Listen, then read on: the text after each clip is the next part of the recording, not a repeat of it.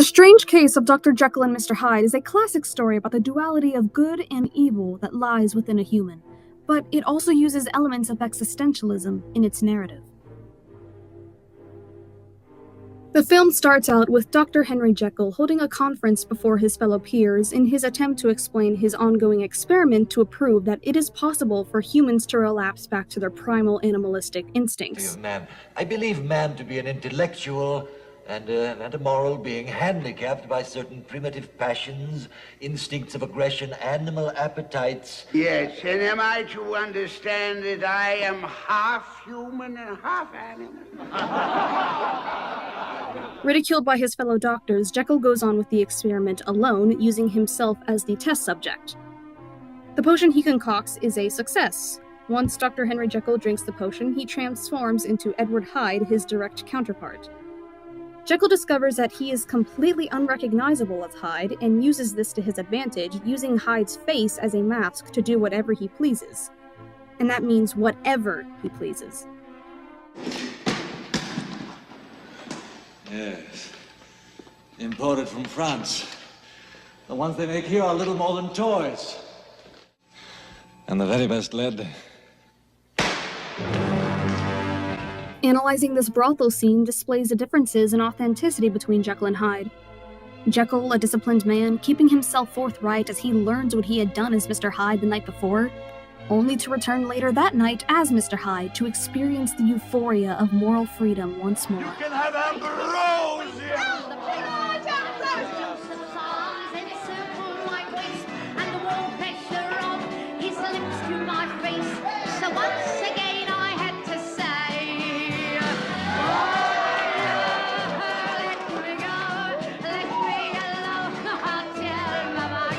From an existentialist point of view, Mr. Hyde is Dr. Jekyll's key to living an authentic life. The facade Dr. Jekyll puts on every day drags him back to transforming into Mr. Hyde, and soon the situation turns sour once Mr. Hyde attacks a group of men in the dead of night. I was on my way home.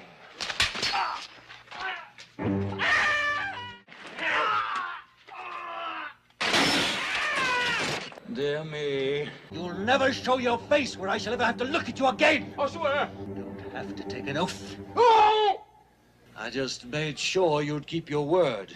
I don't think you'll want to show your face in public again. Now with your nose slit. At this point, Jekyll had accepted Hyde into his life, telling those around him that Mr. Hyde was only a colleague for his experiment. He is aware of the terrible things Hyde has done, but explains that if he needed to, he could simply get rid of Hyde. Like that. With Hyde as his moral mask, Jekyll is able to indulge himself with no consequences whatsoever because Hyde doesn't even exist.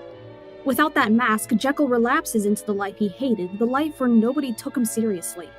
Thus, when his secret is threatened, Jekyll makes the conscious choice to become Hyde in order to murder his blackmailer. Jekyll chooses to keep Mr. Hyde around, to keep drinking the potion, all for the sake of a night of pleasure.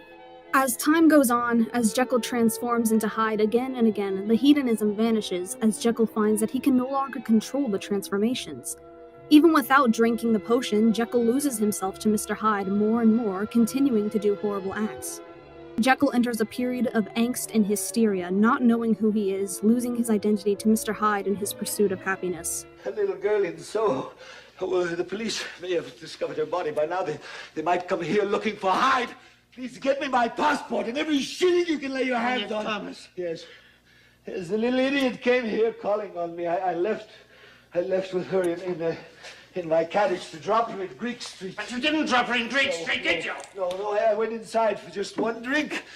But I didn't kill her, for God's sake! Hyde did! Yes, but you! Jekyll, you took her into the house! Yes, but Hyde killed her! I told you this thing was out of control. I didn't want to kill her.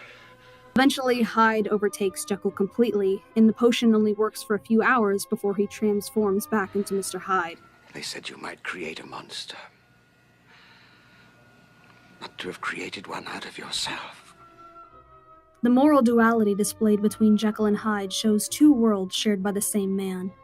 Despite his accomplishments, Jekyll was trapped in an existence where he consistently had to stow away his feelings. Hyde, on the other hand, was everything Jekyll hid away. Deep down, Jekyll desired to do these things. Hyde allowed Jekyll to live the most authentic life he never had, and it destroyed him. The lesson I received from this movie is that unless we accept our inner Hydes to the point where morality itself means nothing to us, we will never truly be considered free. And perhaps, in some perspective, that is a good thing. You kill me, you'll be killing Henry Jekyll.